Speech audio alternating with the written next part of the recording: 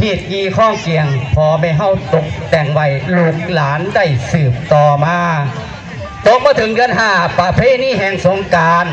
ตุ่มลูกหลานมาลดน้ำขอพรผู้มีพระคุณเจ้า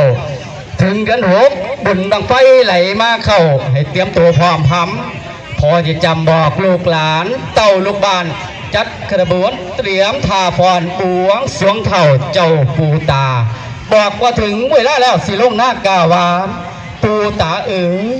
ผู้ปกปักอาหักบานให้ค่อยเฝ้าดอกเบิงแงงจุดบังไฟขึ้นสู่ฟ้าบอกข่าวพอพญาแถนบอกว่าแดนเมืองมนุษย์สิทธิ์หน้าละเด้อท่านขอให้องค์แผนไทยไขประตูเปิดกององค์แผนเอ๋ยให้พอเปิดประตูฝนไขประตูปองน้ำฟ้าตกลงพื้นพระสุธาให้หน้ามีน้ำปูป่าดอกไข่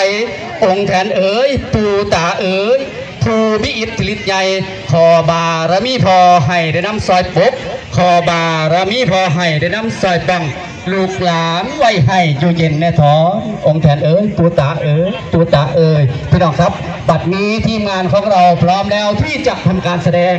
ขอรอยยิ้มหวานประสานเสียงปรบมือต้อนรับทีมงานลูกหลานเลหลอดเจ้าปูตาครับผม